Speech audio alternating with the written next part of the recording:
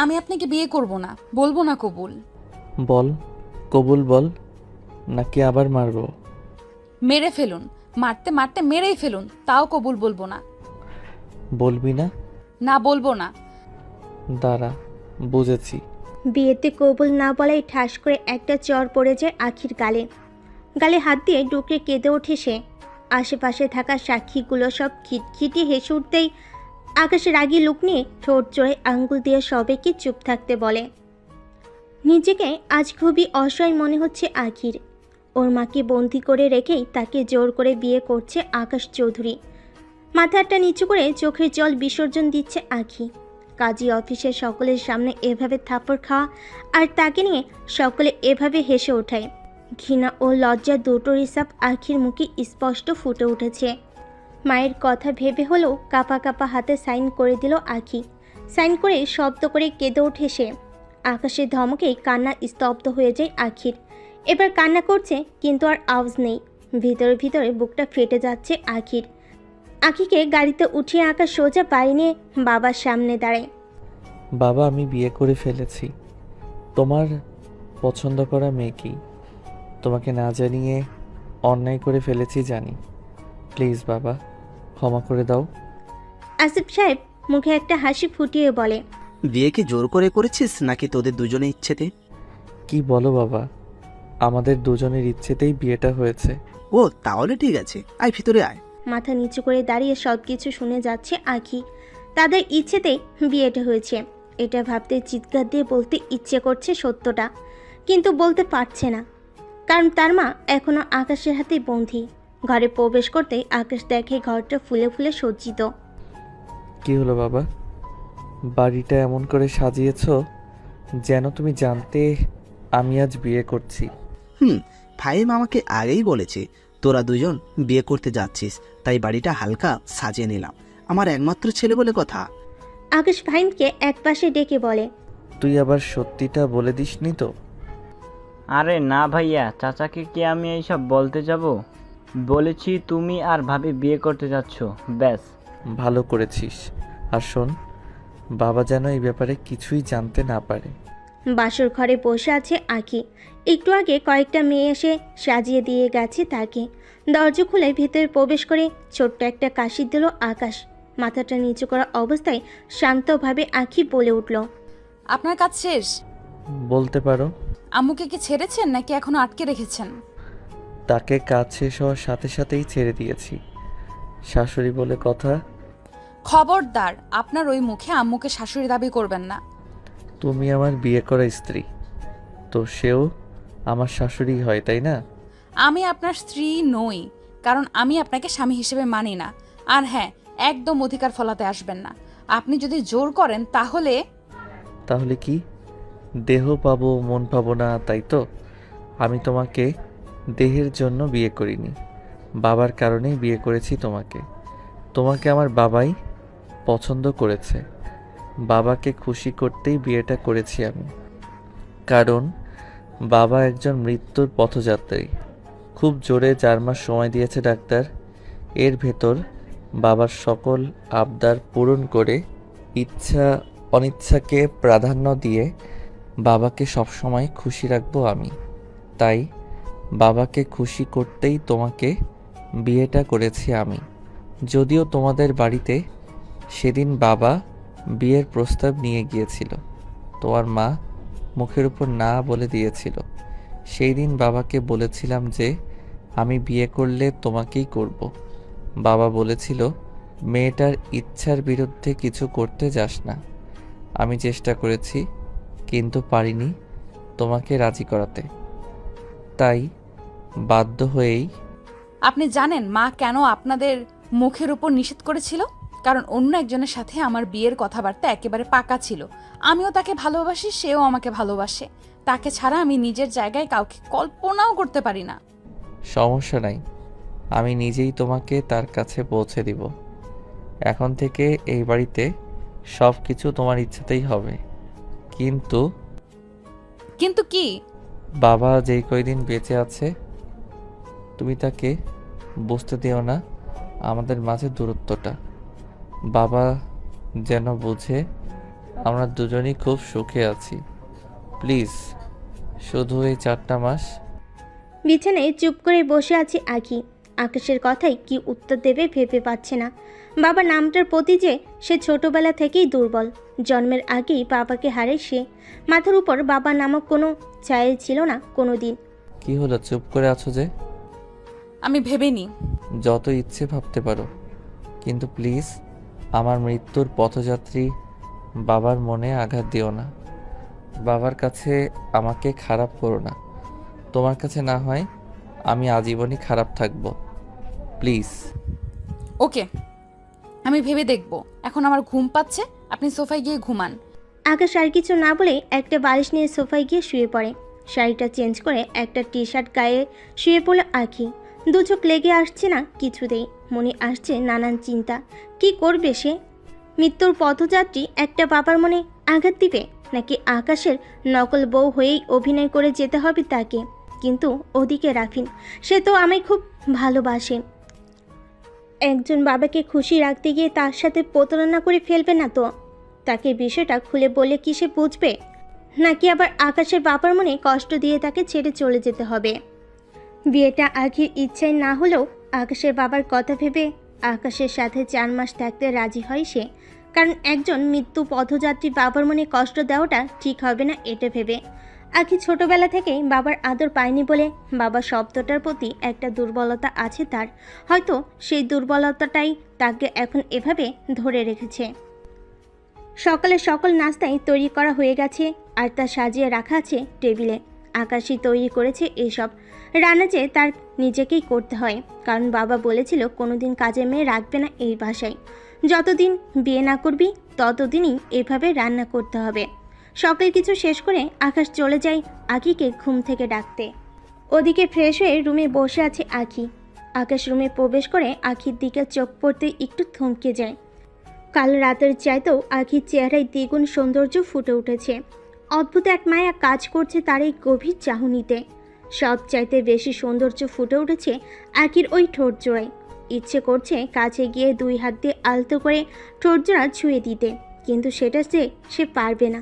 কারণ সকলের কাছে এটা রিয়েল ম্যারেজ হলো, তাদের দুজনের কাছে এটা কন্ট্যাক্ট ম্যারেজ, যার মেয়াদ হয়তো খুব জোরে 4 মাস থেকে 5 মাস অবধি। কি হলো, এভাবে তাকিয়ে আছেন কেন? আখির কথায় ধ্যান ভাঙে আকাশের। আখির থেকে চোখ সরিয়ে বলে ওঠে, টেবিলে নাস্তা রেডি করা আছে, ফ্রেশ হয়ে নাও। আমি ফ্রেশ হয়েই নিয়েছি, চলুন। আখি, আমি বুঝেছি আপনি কি বলবেন। আপনার বাবা কিছুই বুঝতে পারবে না। আমি রাজি আছি আপনার বাবাকে হাসি খুশি রাখতে। আমার বাবার প্রতি দুর্বলতাকে কাজে লাগিয়েছেন আপনি। আপনি সব সময় আমার কাছ থেকে দূরে থাকবেন আর রাফিনের বিষয়টা মাথায় রাখবেন। বলছি না সবকিছু তোমার ইচ্ছাতেই হবে। ওকে, চলুন। টেবিলে বসে নাস্তা করছে 3 জন মিলে। তার মাঝে আসিফ সাহেব বলে ওঠে, বৌমা, তুমি এই বাড়িতে এসেছো, মানে এই বাড়িটা সাজিয়ে রাখার দায়িত্ব এখন তোমার। ইনফ্যাক্ট এই পুরো বাড়িটাই এখন থেকে তোমার। আসিফ সাহেবের দিকে তাকিয়ে একটা মুচকি হাসি দেয় আখি। আকাশ চুপচাপ খেয়ে যাচ্ছে। আর হ্যাঁ, এখন থেকে আমি আর আকাশের হাতে রান্না খাবো না। তোমার হাতের রান্নাই এখন থেকে আমার একমাত্র আহার। এবার আকাশের দিকে একটু ভুরকুচকে তাকায় আখি। রান্না করবে আর সে রান্নার রটাই সে ঠিক বোঝে না, আর সে রান্না করবে। দেখেন মিস্টার আকাশ, আমি কোনো রান্না বান্না করতে পারবো না। তুমি না বাবাকে হাসি খুশি রাখবে বলেছো? প্রথমত, আমি এখানে থাকতে রাজি হয়েছি শুধু আপনার বাবাকে একটু সঙ্গ দিতে। দ্বিতীয়ত, আমি কোনো রান্না বান্না পারি না। তাহলে তো দেখছি তুমি একেবারেই ঢেঁড়স। মেয়ে হয়ে রান্না বান্না পারো না, এটা ভাবা যায়? একেবারেই পারি না তা না, আমার কিছু কিছু স্পেশাল রেসিপি আছে। কি কি? ডিম অমলেট, ডিম সিদ্ধ আর চা। খুব স্পেশাল তোমার রেসিপিগুলা। রাফিনের বাসায় গিয়ে তার বাবা মাকে সারা জীবন এগুলাই খাইয়ে রাখবে নাকি? সেটা পরে দেখা যাবে, শিখে নিব। তুই চাইলেই 4 মাসে আমার কাছ থেকে সকল প্রকার রান্না শিখতে পারো। আর বাবার চাহিদা এটাই, তোমার হাতে রান্না খাবে সে, আর তার সাথে বসে একটু গল্প করবে। জানো, আমার বাবার অনেক আশা ছিল তার একটা মেয়ে হবে। তার আশাও পূরণ হয়েছিল। আমার বয়স তখন মাত্র 8 কি 9 হবে। একটা গাড়ি অ্যাক্সিডেন্টে মারা যায় মা ও আমার 7 মাসের ছোট বোন। আমি তখন স্কুলে ছিলাম। বাবারও ক্ষতি হয়েছিল সেই দিন। কয়েকদিন বাবার সাথে হসপিটালে ছিলাম আমি। মাও আমার বোনটাকে বাঁচানো গেল না। তারপর থেকে আমি আর বাবা খুব আদরে বড় করেছে। আমার মায়ের অভাবটা বুঝতে দেয়নি কিছুতেই। থাক, বেশি ইমোশনাল হওয়ার দরকার নেই। আমি শিখে নিব আপনার কাছ থেকে রান্না। আর হ্যাঁ, বিকেলে আমি রাফিনের সাথে দেখা করতে যাব। ও নিশ্চয়ই এখনো আমায় ভুল বুঝে আছে। বিয়েটা হয়েছে গতকাল। আজকে গেলে বাবা বিষয়টা ভালোভাবে নিবে না। আগামীকাল যেও। কোনটাকে আপনি বিয়ে বলছেন? ওটা বিয়ে নাকি 4-5 মাস আপনার বাবার খেদমত করতে বাধ্য করা? আর আমি আজই যাব রাফিনের সাথে দেখা করতে। প্লিজ বোঝার চেষ্টা করো। কালকে তোমার সাথে আমিও যাব। আমি নিজে রাফিনকে সব বুঝিয়ে বলবো। বিকেলে বেলকুনিতে বসে আছে আসিফ চৌধুরী। হাতে 2 কাপ চা নিয়ে আসিফ চৌধুরীর পাশে গিয়ে দাঁড়ায় আখি। আরে আখিমা, তুমি ভালোই করেছো এসে, একা একা ভালো লাগছিল না। এই নিন, আপনার জন্য চা নিয়ে এসেছি। হ্যাঁ, এই সময়টা আমার চা খুব ভালো লাগে। আর মেয়ের হাতে চা তো কোনো কথাই নেই। কিন্তু তোমাকে আমি এখনো মেয়ে মনে করতে পারছি না, কারণ আসার পর থেকে তুমি আমায় একবারও বাবা ডাকুনি। বাবা বিষয়টা আবারও ভাবিয়ে তোলে আখিকে। সত্যি কি এই লোকটাকে সে বাবা ডাকবে, যে কিনা আমাকে নিজের মেয়ের মতো মনে করে? আমার মাঝে নিজের মেয়েকে খুঁজে পাই, তাকে বাবাই ডাকবো, কিন্তু আকাশের সম্পর্কে নয়, অন্য একটা সম্পর্কে। কিন্তু এই সম্পর্কটার নাম কি হবে? যাই হোক, এই নিন বাবা, এবার চাটা নিন। হ্যাঁ, এবার ঠিক আছে। তোমাকে আমি সত্যি সত্যি নিজের মেয়ের মতোই ভাবি। বাবা মেয়ে মিলে অনেকক্ষণ আড্ডা দিল সেখানে। রাতে খেয়ে ঘুমানোর সময় আধো শোয়া হয়ে ভেবে যাচ্ছে আঁখি। এতদিন পর সে সত্যি একটা বাবাকে খুঁজে পেয়েছে। সারাটা দিনই খুবই ভালো লেগেছে বাবার সাথে সময় কাটিয়ে, কিন্তু এই খুশিটা যে দীর্ঘ সময়ের জন্য নয়। আকাশ তখন সোফায় গভীর ঘুমে। আকাশের দিকে তাকিয়ে একটা দীর্ঘশ্বাস নিয়ে ঘুমিয়ে পড়ে আঁখিও। কি হচ্ছে তার জীবনটা নিয়ে? কাল রাফিনের সাথে দেখা করতে যাবে আঁখি। রাফিন কি বলবে তখন? রাফিনের সামনে দাঁড়ানোর সাহসটা যে নেই আখির, তবুও তাকে দাঁড়াতেই হবে। রাফিনকে বিষয়টা বুঝিয়ে বলতে হবে। নিশ্চয়ই সে বুঝবে, কারণ সে তো আমায় কখনো অবিশ্বাস করেনি। পরের দিন সকালে নাস্তা শেষে আকাশকে বলে আখি। আপনার নিশ্চয়ই মনে আছে আজ আমার রাফিনের সাথে দেখা করতে যাওয়ার কথা। জানি। আমি রাফিনকে বলেছি আসতে। এখানে না, তোমাদের নাকি একটা পছন্দের জায়গা আছে সেখানে। আচ্ছা, সে আমাকে ভুল বুঝবে না তো? মনে হয় না ভুল বুঝবে। আর ভুল বুঝলেও আমি বুঝিয়ে বলবো। বিকেলে বাবাকে বলে রওনা দিল আকাশ আখিকে নিয়ে। রাফিন হয়তো সেখানে অপেক্ষা করছে তাদের জন্য। ড্রাইভিং সিটে বসে ড্রাইভিং করে যাচ্ছে আকাশ, বারবার আর চোখে তাকাচ্ছে আখির দিকে। রাফিনের সাথে দেখা করতে যাবে। মুখ ভর্তি খুশির আলো ফুটে উঠেছে তার। হালকা সাজে তার উপর মুখে পুরোপুরি খুশির ছাপ। হালকা হাসিতে যেন কোনো এক পরীকেও হার মানাবে। হোয়াট? এইসব কি বলছো তুমি রাফিন? নুটপিক মানে? তোমার মাথা ঠিক আছে তো? তুমি তো এমন ছিলে না রাফিন। তাহলে আরে আরে, সব বিষয় এত সিরিয়াস ভাবে নাও কেন? আমি তো একটু ফান করছিলাম। ফানের ক্ষেত্রে একটা লিমিট থাকা দরকার রাফিন। আরে আরে বেবি, রেগে যাচ্ছ কেন? সরি সরি সরি, আর কখনো এমন মজা করবো না। এবার খুশি? তুমি এমনিতেও আগে থেকে অনেক ফাজিল হয়ে গেছো রাফিন। আরে বাবা, বললাম তো সরি। 1 sorry, 2 sorry, 3 sorry. এবার হলো নাকি তোমাকে এখানে এসে সরি বলতে হবে? না থাক, আর বলতে হবে না। আমি এখন ঘুমাবো, রাখছি। আরে আরে, হ্যালো হ্যালো। ফোনটা কেটে দিয়ে অফ করে শুয়ে পড়ে আঁকি। আকাশের দিকে তাকিয়ে দেখে সে গভীর ঘুমে। সকালে ঘুমো ঘুমো চোখে বিছানা থেকে নেমে ওয়াশরুমের দিকে হাঁটা ধরল আঁকি। ফ্রেশ হয়ে বেরিয়ে আকাশকে খুঁজতে থাকে সে। হয়তো কিচেনে আছে। কিচেনের সামনে গিয়ে দেখে আকাশ সকালে নাস্তা তৈরি করছে। আঁকি দেখে একটা মুচকি হাসি দিল সে। দরজা হেলান দিয়ে বলে ওঠে আঁকি। বাহ, আপনার কপালে যেই থাকুক না কেন সেই কিন্তু একদিক দিয়ে বেশ হ্যাপি থাকবে। কি করে বুঝলে? বরের হাতের রান্না খাওয়া কয়জনের ভাগ্যেই বা জোটে? স্বামীর হাতের রান্না খাওয়াটাকে ভাগ্য বলে না। নিজ হাতে সংসারটা গুছিয়ে সবকিছু নিজে সামলিয়ে রাখাই ভাগ্যবতী মেয়ের প্রধান বৈশিষ্ট্য। তা বুঝলাম, কিন্তু পরিস্থিতি সামলাতে সবকিছুই করতে হয়। তোমার মতো ঢেঁড়স হলে কি আর চলবে? আচ্ছা, ছেলেদের সম্পর্কে আপনার ধারণাটা কেমন? মোটামুটি। রাফিনের সম্পর্কে আপনার ধারণাটা কেমন? সেটা আমি তোমাকে কালই বলেছি, কিন্তু আর সেটা আমার থেকে তুমি ভালো জানবে। নাস্তা সব রেডি, আমি যাচ্ছি। তুমি এগুলো টেবিলে নিয়ে এসো। বাবা যেন বুঝে সব তুমি করেছো। সকালের নাস্তা শেষে ছাদে যায় আঁখি। বেশ সুন্দর ছাদটা। সূর্যের মিটিমিটি মিষ্টি রোদ চোখে এসে পড়তেই তা হাত দিয়ে আড়াল করার চেষ্টা করছে আঁখি। বেশ সুন্দর প্রকৃতির সাজটা। সূর্যে হলুদ মিষ্টি রোদটা যেখানে পড়ছে সেখানে এক অদ্ভুত সৌন্দর্য প্রকাশ পাচ্ছে, সাজিয়ে তুলছে প্রকৃতিকে। কিন্তু এই প্রকৃতির সৌন্দর্যটা যদি ছোঁয়া যেত তা হয়তো আঁখি আঁকড়ে ধরে মিশিয়ে নিত নিজের সাথে, যেন সে নিজের প্রকৃতির মতো সৌন্দর্যে ভরে উঠবে। বেশ ভালোই লাগছে তার এই সুন্দর মনোরম পরিবেশটা। সকালে অফিসে চলে গেল আকাশ। আসিফ চৌধুরী সোফায় বসে দৈনিক পত্রিকায় চোখ বোলাচ্ছে। এক হাতে চশমাটা ঠিক করে পত্রিকাটা উঁচু করে ধরতেই আঁখি এসে বলে, উঠে বাবা, এই নাও চা। একটা হাসিতে আসিফ সাহেব বলে ওঠেন, ধন্যবাদ মা। বাবা কি করছেন? এই যে পত্রিকা পড়ছি। তুমি কি এখন খুব ব্যস্ত? না বাবা। তাহলে পত্রিকাটা একটু পড়ো তো মা। চোখে আগের মতো আর পরিষ্কার দেখতে পাই না। একটা সময় ছিল যখন চশমা ছাড়াই পরিষ্কার দেখতাম। সন্ধ্যায় আসিফ সাহেব ও আঁখি দুজন মিলে জমিয়েছে এক দাবা খেলার আসর। আসিফ সাহেব দাবার একজন ভালো খেলোয়াড়, আইকিউ কিন্তু কম না। বেশ জমে উঠেছে খেলাটা। আকাশ ভেতরে প্রবেশ করেই দেখে দুজন খুব মনোযোগ দিয়ে দাবা খেলায় মগ্ন। আকাশ আসিফ সাহেবের দিকে তাকিয়ে বলে, বাবা, ডিস্টার্ব করো না মা। এখানে যাও, গিয়ে নিজের কাজ মন দাও। আকাশ সোজা রুমে চলে গেল। বাবাকে ডাকলেও এখন আর কোনো লাভ হবে না, কারণ একটা মেয়ে পেয়ে গেছে। তাই এখন আমি নিজেই তুচ্ছ। রাতে রাফিনের ফোন আসেই খুশিতে গদগদ করে ওঠে আঁখি। হ্যাঁ রাফিন বলো।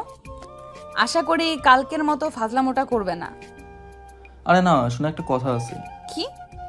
কালকে আমাদের তোমাকে ফিরে পাওয়ার খুশিতে একটা পার্টি দিচ্ছি। কি বলো, কখন? কালকে সন্ধ্যায়, তুমি তার আগে রেডি হয়ে চলে এসো। কাল সন্ধ্যার আগেই দেখবে আমি তোমার কাছে এসে হাজির। ফোনটা কেটে দিয়ে খুশিতে নেচে ওঠে আঁখি। পার্টি? আবার তাকে উদ্দেশ্য করে? বাড়িতে থাকলে তো মা যেতেই দিত না, কিন্তু এখানে কোনো বাধা নেই। কে ফোন করেছিল? রাফিন কাল নাকি পার্টি দিচ্ছে, সন্ধ্যার আগেই যেতে বলেছে আমায়। আমি কি যাব তোমার সাথে? হ্যাঁ যেতে পারো, কোনো সমস্যা নেই। আকাশ একটু বিড়বিড় করে বলে ওঠে। সমস্যা থাকলেও যে আমায় যেতে হবে? পরদিন বিকেলে গাড়ি নিয়ে রওনা দিল দুজন। সন্ধ্যার আগেই দুজন গিয়ে পৌঁছে যায় সেখানে। কিছুক্ষণ পর পার্টি শুরু হয়ে গেছে। রাফিন সকলের সামনে পরিচয় করিয়ে দিল আঁখিকে। আকাশ সকলের ভিতরের মাঝে মিশে গিয়েছে। পার্টিতে আঁখি ও রাফিন একে অপরের ঘেঁষাঘেঁষি দেখে সেখান থেকে বাইরে চলে গেল আকাশ। একটা অট্টহাসিতে মেতে উঠল দুজন। বেশ কিছুক্ষণ বাইরে থেকে আবার ভেতরে চলে গেল আকাশ। দেখে রাফিন আঁখিকে কি বিষয় নিয়ে যেন জোর করছে। একটু সামনে গিয়ে দেখে রাফিন আঁখিকে ড্রিঙ্কস করানোর চেষ্টা করছে, আর আঁখি তা এড়িয়ে যাওয়ার চেষ্টা করছে। আকাশ দ্রুত পায়ে সেখানে হেঁটে গিয়ে আঁখির হাতটা ধরে রাফিনের দিকে চেয়ে বলে উঠল, কাউকে জোরপূর্বক কিছু খাওয়ানো ঠিক না। আঁখির হাতটা ধরে টেনে সেখান থেকে বের করে নিয়ে যায় আকাশ। আঁখি হাঁ করে চেয়ে আছে আকাশের দিকে। রাফিনের এক হুঙ্কারে স্তব্ধ হয়ে যায় সবাই। গাড়ি ড্রাইভিং করছে আকাশ। পাশে আঁখি বসে লুচির মতো করে ফুঁসছে। এটা কি হলো? কোনটা? এইভাবে সকলের সামনে দিয়ে টেনে নিয়ে আসার মানেটা কি? এনেছি কারণ আছে। কি কারণ? আর সেইখানে আপনার সমস্যাটা কি? আমার যা ইচ্ছে তাই করব, আপনার কি প্রবলেম? দেখো আখি, তুমি একজনের স্ত্রী হয়ে অপর একটা ছেলের সাথে যা খুশি তা করতে পারো না। যদি এসব করা খুব বেশি প্রয়োজন হয় তাহলে আমার থেকে যখন আলাদা হয়ে যাবে তখন করো, ওকে? আপনি কিন্তু লিমিট ক্রস করে ফেলছেন। রাফিন মোটেও এমন ছেলে না। কোনো আজে বাজে কথা বলবেন না তাকে নিয়ে। আমার মাথায় কিন্তু রক্ত উঠে যাচ্ছে। আর কিছু না বলে ড্রাইভিং করে যাচ্ছে আকাশ, কারণ কথা বলে কথা বাড়বে, এটাই স্বাভাবিক। কয়েকদিন পর দেখো আখি, আমি আবার পার্টির আয়োজন করার উদ্দেশ্য এটাই। আগের পার্টিতে এমন হওয়ার কারণে আমি চাই না এবার তুমি আকাশকে নিয়ে এসে আমাদের সুন্দর মুহূর্তটা নষ্ট করো। আরে রাফিন, তুমি একদম চিন্তা করো না। এমনভাবে বলেছি, ওর আর লজ্জা থাকলে আমার সাথে কোথাও যাবে না। বেবি, আমি তো ওটাই চাই। কি বলছো বিড়বিড় করে? বলছিলাম কালকের পার্টিটা একটু স্পেশাল হতে চলছে, তুমি আকাশকে না বলে চলে এসো। খুব সুন্দর একটা সময় উপহার দেবো তোমাকে। স্বামীকে রেখে প্রাক্তন প্রেমিকের সাথে পার্টিতে যাওয়ার বিষয়টা এত বিবেচনা করলো না আখি। হাজার হলেও স্বামীর কাছ থেকে অনুমতি নেওয়াটা জরুরি, কিন্তু বিষয়টাকেও এত জরুরি মনে করছে না আখি। কারণ আকাশকে তো সে স্বামী হিসেবে মানেই না, আবার অনুমতি। পরের দিন দুপুরে আসিফ চৌধুরী কাছে বলল সন্ধ্যায় একটু বাইরে যাবে, তার কলেজ বান্ধবীদের সাথে দেখা করতে। আসিফ চৌধুরীও বলে ওঠে, সমস্যা নাই, কিন্তু আকাশ গেলে ভালো হয় না? না বাবা, ওখানে শুধু আমরা মেয়ে ফ্রেন্ডই, আকাশ যাওয়ার দরকার নেই। তাকে বললে সে তো অনুমতিই দিবে না। সে অনুমতি দিতে হবে না, আমি দিচ্ছি অনুমতি, কিন্তু সাবধানে যাবে, ওকে? হ্যাঁ বাবা। সন্ধ্যায় আকাশ বাড়ি ফেরার আগেই আখি বের হয়ে যায় পার্টিতে যাওয়ার উদ্দেশ্যে। ওদিকে রাফিন অপেক্ষা করছে আখির জন্য। রাফিনের কাছে এগিয়ে যায় আখি। হাই বেবি, তুমি এসে গেছো? আকাশ আসেনি তো? না রাফিন, আকাশ এই বিষয়ে জানেও না। ও গুড বেবি, কিন্তু এসব কি পরে এসেছো পার্টিতে? পার্টিতে কি ওইসব ড্রেস পরে? তো কি পরবো, ওইসব ছোট ড্রেস? হ্যাঁ, ইম্পসিবল, আমার ওইসব পরার কোনো অভ্যেস নেই। পড়তে পড়তেই তো অভ্যাস হবে নাকি? আমি ওইসব পড়তে পারবো না। আচ্ছা, কি আর করার, আসো। আখি ভেতরে গিয়ে দেখে আজকের পার্টিটা আরও জাঁকজমকপূর্ণ, কিন্তু আগের তুলনায় লোকজন একেবারেই কম। যাক, ভালোই হলো। বেশি লোকজন আবারও আখির ভালো লাগে না, এতে আরও ঝামেলা পারে। পার্টি শুরু হলো অনেক আগেই। নতুন নতুন কাপল দেখা যাচ্ছে আজ, একে অপরের সাথে নাচানাচিতে মগ্ন সকল কাপলই। রাফিন একটা ড্রিঙ্কসের গ্লাস হাতে নিয়ে নাচতে নাচতে আখির হাতটা ধরে নিজের সাথে মিশিয়ে বলে, সবাই তো পার্টি এনজয় করছে, আমরা কেন বসে আছি বেবি? রাফিনের সাথে তাল মিলাচ্ছে আখিও। পার্টি চলো অনেকক্ষণ ধরে, অনেকেই তো চলে গেছে। আখি বলে, আচ্ছা বেবি, আমার এখন যেতে হবে, আজ তো একটু বেশিই করলাম। কি বেশি করলাম? এখন তো কিছুই করিনি। আচ্ছা বেবি, টয়লেটটা কোন দিকে? এই সোজা গিয়ে ডান দিকে। হাত দিয়ে ইশারা করে দেখিয়ে দিল রাফিন। আখি বেরিয়ে এসে দেখে একটা মেয়ে তার থেকে বিদায় নিয়ে যাচ্ছে। এটা কোনো ব্যাপার না। অবাক করার বিষয় হলো মেয়েটাকে জড়িয়ে ধরে লিপকিস দিচ্ছে রাফিন। রাফিন। হুঙ্কার জনিত একটা আওয়াজ দিয়ে বলে ওঠে আখি। রাফিন একটা মুচকি হাসিতে মেয়েটাকে বিদায় দিয়ে আখির কাছে এলো। মেয়েটা কে রাফিন? ফ্রেন্ড। ফ্রেন্ড মানে? এটা আবার কেমন ফ্রেন্ড? বিদায় নেওয়ার সময় লিপ কিস দিতে হয়? বাদ দাও বেবি। অনেক রাত হয়েছে, আমি আসি, তোমার সাথে কাল কথা বলবো আমি। পেছন থেকে রাফিন হাতটা চেপে ধরে টান দেয় আখিকে। উফ বেবি, কোথায় যাচ্ছ? ওফ রাফিন, ছাড়ো তো, বাসায় যাচ্ছি। ও আচ্ছা আচ্ছা, কিন্তু তুমি এভাবে চলে গেলে আমি কি শুধু শুধু এতগুলো টাকা লস দিলাম? এর বিনিময়ে আমার তো কিছু পাওনা থাকতে পারে, তাই না? মানে কি বলছো তুমি? সেটা আমার বলতে হবে না। আই হোপ তুমি বুঝতেই পারছো আমি কি বলতে চাইছি। দেখো রাফিন, সবসময় ফাজলামি ভালো লাগে না, ক্লিয়ার করে বলো তুমি কি চাচ্ছ। ওকে, একবারে ক্লিয়ার করে বলছি, তোমাকে আজকে রাতের জন্য আমার রক্ষিত হতে হবে। হোয়াট? রাফিন, যথেষ্ট হয়েছে। এখনো তো কিছুই হয়নি বেবি। কি করছো রাফিন? রাফিন ছাড়ো বলছি। তুমি এত নোংরা জানলে আমি কখনোই তোমার সাথে রিলেশন করতাম না, বিয়ের জন্য তো রাজিই হতাম না। তুই আমার থাপ্পড় মারলি, রাফিনকে থাপ্পড় মারলি তুই। এর মাসুল তোকে আজ এই মুহূর্তেই দিতে হবে। ভালোভাবে বলছিলাম, কাজ হয়নি তাই না? আর তোকে কে বিয়ে করছে? অন্য একটা ছেলের সাথে রাতের পর রাত থেকেছিস। আরে বাসি খাবার তো আমি শুয়েও দেখি না, কিন্তু তোর মতো বাসি খাবারটা একটু টেস্ট করতে ইচ্ছে করছিল, তাই দুইবার পার্টি দিয়েছি। প্রথমবার তো আকাশ এসে ঝামেলা করে দিল, এখন ডাক্তার হিরোকে। এইখানের আশেপাশেও এখন কোনো লোক নেই তোকে বাঁচানোর মতো। শুকনের মতো চিড়ে চিড়ে খাবো তোকে আমি, কেউ বাঁচাতেও আসবে না। ভালোভাবে বলছিলাম, শুনিসনি। এখন দেখ রাফিনকে থাপ্পড় দেওয়ার পরিণাম কত ভয়ানক। রাফিন একটা হাসি দিয়ে গায়ের জামাটা খুলতে খুলতে এগিয়ে যাচ্ছে আখির দিকে। রাফিনকে থামানোর চেষ্টা করে এক পা করে পিছুচ্ছে আখি। ছি ছি, ছোট দাদার সামনে এসব করতে বুঝি লজ্জা করে না তোর? এই জন্যই কি তোকে কোলে পিঠে করে মানুষ করলাম? এই দিনটি দেখার জন্যই কি তোকে বড় করলাম? ছি ছি ছোট। পেছন থেকে কারোর গলার আওয়াজ শুনে একটু চমকে ওঠে রাফিন। ছোট দাদা? আমার তো কোনো ভাই নেই তাহলে? আবার বলছে কোলে পিঠে করে মানুষ করলো। পেছনে তাকিয়ে দেখে কেউ একজন। মিটি মিটি রঙিন আলোতে মুখটা ঠিক বোঝা যাচ্ছে না তার। একটা প্রশ্ন ছুড়ে দেয় রাফিন। কে রে তুই? তোর দাদা, চিনতে পারছিস না? দেখ, যা বলবি সোজাসুজি বল। আমার সময় নষ্ট করলে আমি তোর জীবন নষ্ট করে দেবো। হা হা হা। আমায় মারবি তুই? তোর দাদাকে মারবি? খুব বড় হয়ে গেছিস না রে? আকাশ, দেখ, ভালো ভালো চলে যা বলছি। এটা আমার আর আখির পার্সোনাল বিষয়। ওহ রাফিন, তোকে আমি কি বলেছিলাম সেই দিন? কাউকে জোর করবি না। আর ও এখনো তোর হয়নি। ও এই মুহূর্তেও আমার স্ত্রী। দেখ আকাশ, আমি চাই না তোর সাথে নতুন করে কোনো শত্রুতা হোক। আর তুই তো 4 মাস পরে ওকে এমনিতেই ছেড়ে দিবি, তাহলে? যখন আমি জানতে পারলাম আখির বয়ফ্রেন্ড তুই, তখনই আমার বোঝা হয়ে গিয়েছিল আখি কত একজন ভালো মানুষ বেছে নিয়েছে। তোর পেছনে সারাক্ষণই আমার লোক চলাফেরা করে। তোর পাস্ট টু লাস্ট সকল ডিটেলস আমার কাছে আসে। আমি আখিকে অনেকবার বোঝানোর চেষ্টা করেছি, বেচারি বুঝতে চাইনি। কেন চাইনি জানিস? তোকে ভালোবাসে বলে, বিশ্বাস করে বলে। আর তুই সেই বিশ্বাসের এই প্রতিদান দিলি। এত কাহিনী করিস না আকাশ, পারলে এবার এখান থেকে জ্যান্ত বের হয়ে দেখা। রাফিনের ইশারায় কয়েকজন লোক এসে আকাশের চারপাশটা ঘিরে ধরল। আকাশ একটা মুচকি হাসি দিয়ে জামার হাতা ফোল্ড করতে করতে বলে, মনে আছে সেই কলেজ লাইফে একবার করেছিলাম, তাও তোর সাথে, যার কারণে প্রিন্সিপাল আমাদের কলেজ থেকে বের করে দিতে চেয়েছিল। তারপর আর কখনো করা হয়নি। এখন মনে হচ্ছে আবার করতে হবে। আকাশ সকলের মাঝখান থেকে হেঁটে এসে আখির হাতটা ধরে সোজা বের হয়ে যাচ্ছে। পেছন থেকে রাফিন লোকগুলোকে উদ্দেশ্য করে বলে ওঠে, ওই শালা হিরোগিরি দেখাচ্ছে আর তোরা চেয়ে চেয়ে দেখছিস। আকাশ একটু থেমে লোকগুলোকে উদ্দেশ্য করে বলে ওঠে, ও এখনো বিষয়টা বুঝতে পারছে না, বুঝিয়ে দিয়ে তারপর আসো। চোখে একটা সানগ্লাস লাগিয়ে আখির হাতটা ধরে সেখান থেকে বের হয়ে আসে আকাশ। গাড়িতে উঠে আখিকে নিয়ে চলে যাচ্ছে সে।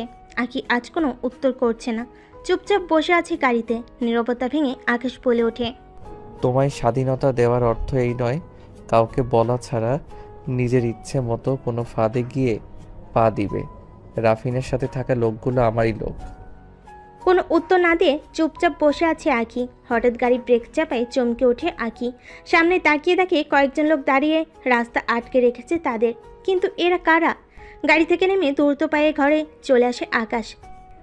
আঁকি ধীরে ধীরে ঘরের দিকে আসছে। আকাশের অবাধ্য হলো ঘরে আসতে কেমন একটা নার্ভাস ফিল করছে সে।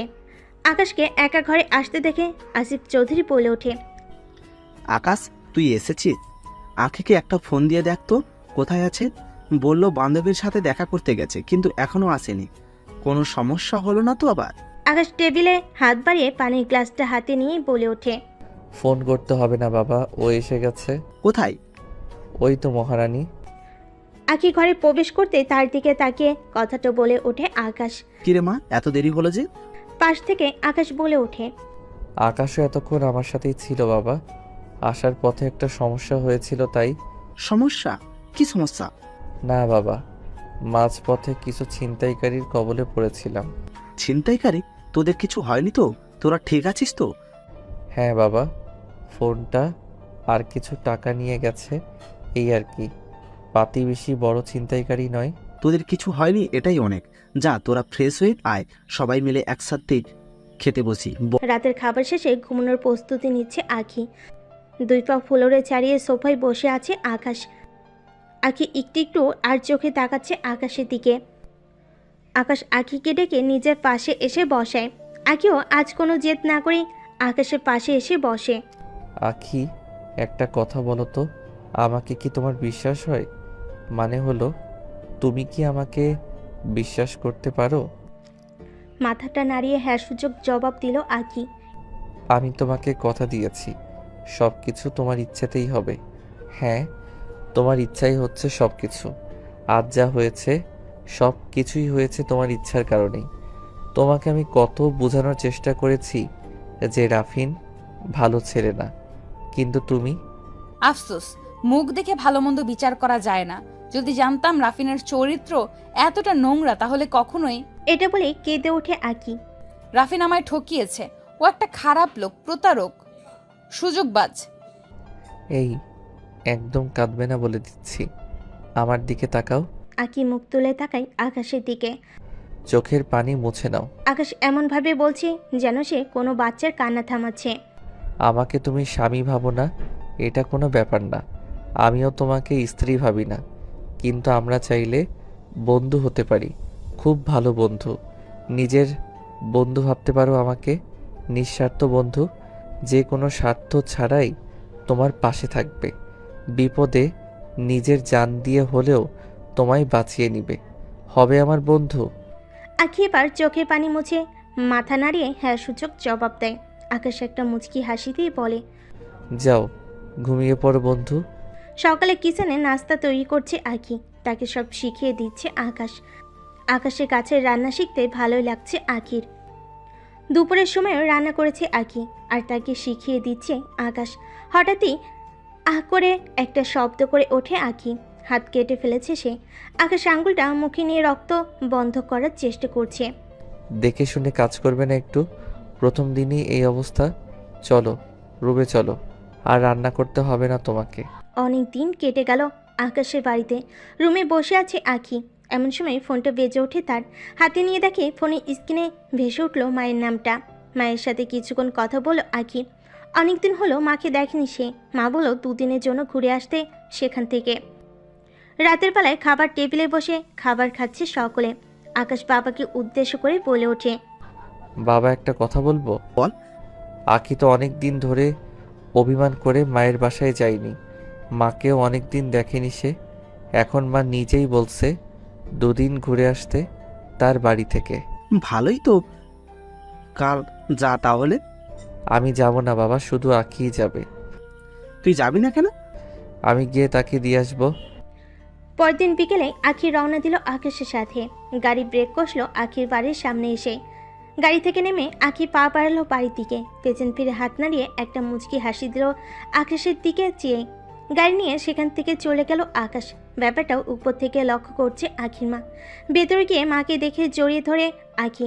অনিচ্ছা সত্ত্বেও অনেকদিন পর মাকে ছেড়ে থাকতে হয়েছে তাকে।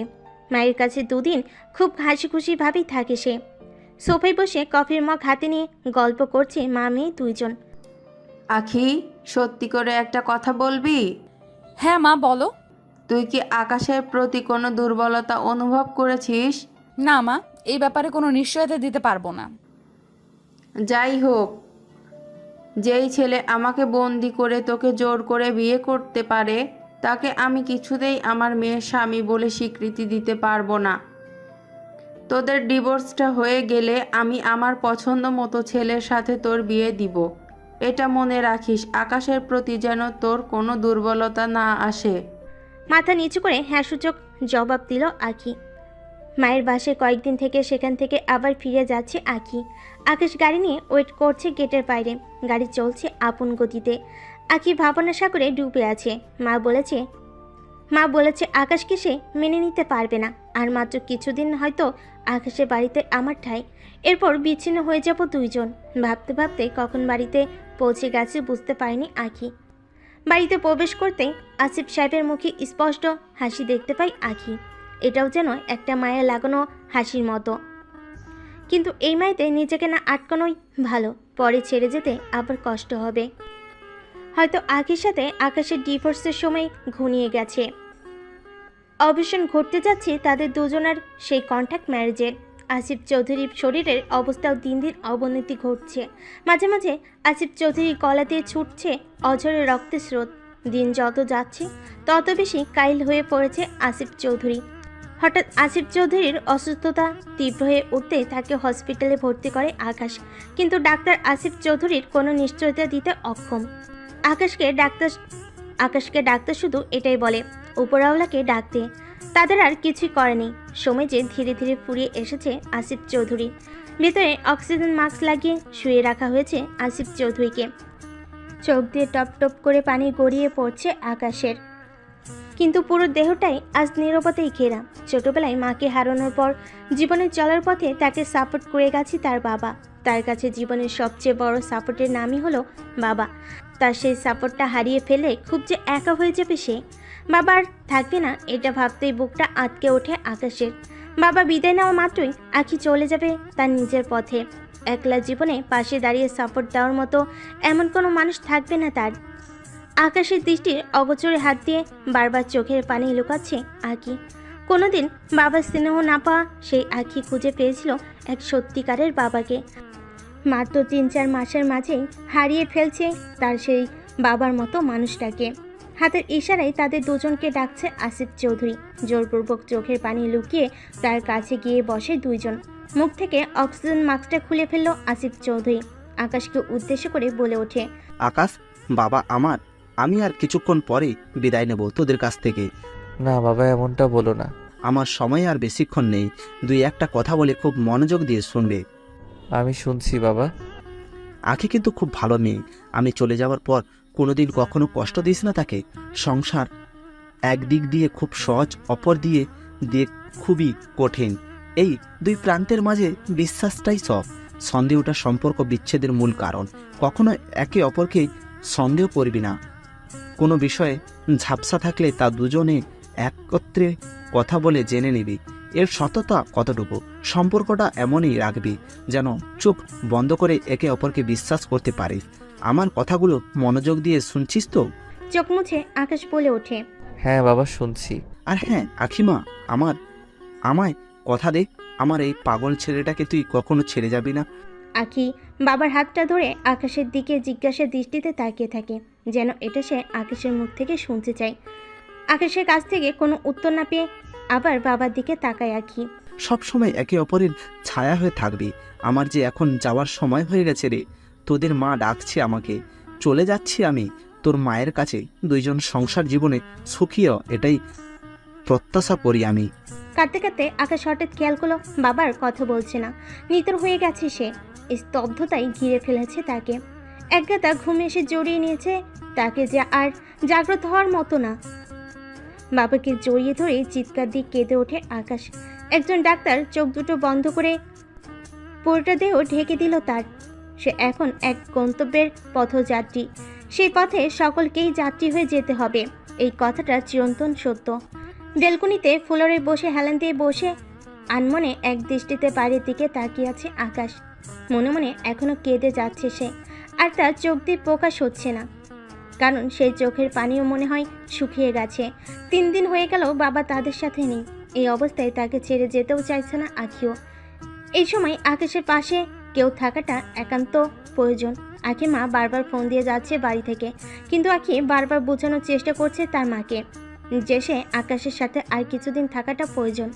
আঁখি মা এই বিষয়টা বোঝার চেষ্টা করছে না। তার কথা, যে ছেলে তাদের সাথে এত বড় অন্যায় করেছে, তাকে এতদিন হেল্প করেছে, এটাই অনেক। মায়ের কাছ থেকে 10 দিনের সময় চেয়ে নেয় আঁখি। এই 5 দিনে যতটুকু পারে আকাশকে ফিরিয়ে আনার চেষ্টা করবে সে আগের অবস্থায়। রাত শেষ হলে দিনের আলো, সূর্য ডুবলে আধার। আকাশের কাছে সবই এখন সমান্তরাল। বাবাহারা শূন্যতা অনুভবে মগ্ন হয়ে আছে সে। হাতে খাবার নিয়ে আকাশের কাছে গেল আঁখি। হাতটা আকাশের দিকে বাড়িয়ে দেয় আঁখি খাবার সহ। আকাশ তার হাত দিয়ে মাছি দাঁড়ানোর মতো করে সরিয়ে ওঠে, সেখান থেকে উঠে যায়।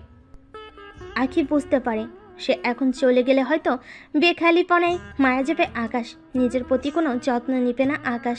9 দিন চলে গেল। আকাশ এখন মোটামুটি ঠিক আগের মতোই। তবুও প্রতিনিয়ত মিস করে যাচ্ছে বাবাকে। রাতের আধারে বেলকুনিতে দাঁড়িয়ে আছে আকাশ। হাতে থাকা ফোনটা ভাইব্রেট হয়ে উঠলেই ফোনটা হাতে নিয়ে দেখে মামার ফোন। এর আগেও কয়েকবার ফোন দিয়েছিল মামা। তার মামা পরিবার নিয়ে অস্ট্রেলিয়াতে থাকে। কিছুক্ষণ কথা বলে মামার সাথে আকাশ। মেয়েটা কি চলে গেছে আকাশ? কোন মেয়েটা মামা? ওই যে বললি তোর বাবাকে খুশি করতে বিয়ে করেছিস তাকে। কাল চলে যাবে, ডিভোর্স পেপারও রেডি। তাহলে তো তুই খুব একা হয়ে যাবি। কিছু না বলে একটা দীর্ঘ নিঃশ্বাস নিল আকাশ। তুই এক কাজ কর, সব কিছু রেডি কর। You can come to me is Australia. Yes মামা, I feel very unbearable here মামা। I will come to you Australia. Okay, তাড়াতাড়ি চলে আয়, তাহলে দেখবি মনটা ফ্রেশ হয়ে যাবে। পরের দিন আঁখির মা নিজে আসে আকাশের বাড়িতে আঁখিকে নিয়ে যাওয়ার জন্য। আকাশ আঁখির হাতে ডিভোর্স পেপারটা দিয়ে বলে, এই নাও পেপার, আমি সাইন করে দিয়েছি। এখন তুমি সাইন করে দিলেই আমাদের মাঝে আর কিচ্ছু থাকবে না।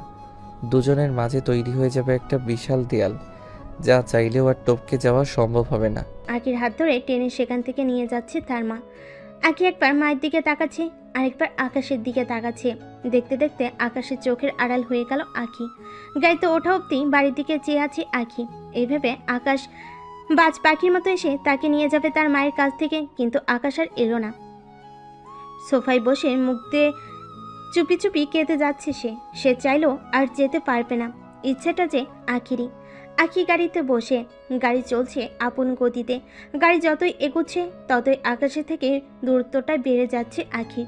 চাইলে কি এই দূরত্বের অবসান ঘটানো যায় না? আখি চলে গেছে আজ 2 দিন পার হয়ে গেল। বাবা হারিয়ে আকাশের মন জুড়ে যেই একটা শূন্যতা গড়ে উঠেছিল, সেটা আখি কিছুটা পূর্ণ করে তুলেছিল। সেই আখিও শূন্যতা আরও গভীর করে দিয়ে চলে গেল তাকে ছেড়ে। রাত তখন 1:50 ঘড়ির কাঁটা ঘুরছে আপন গতিতে। একটা নিস্তব্ধ কবর মনে হচ্ছে এই বাড়িটাকে। ফিনফিনে নীরবতা বিরাজ করছে সমস্ত ঘর জুড়ে। আগামীকাল আকাশের ফ্লাইট। মামার কাছে চলে যাচ্ছে সে।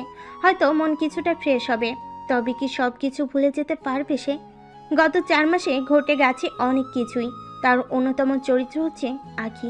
আচ্ছা, যদি আঁকিকে ফিরিয়ে আনতে যাই, তাহলে কি সে আসবে, নাকি ফিরিয়ে দেবে, নাকি আমার সাথে কথাই বলবে না? হয়তো সে ফিরবে না। যদি সে আমাকে চাইতো, তাহলে চলে যাওয়ার আগ মুহূর্ত পর্যন্ত একবার হলো আমাকে বলতে পারতো।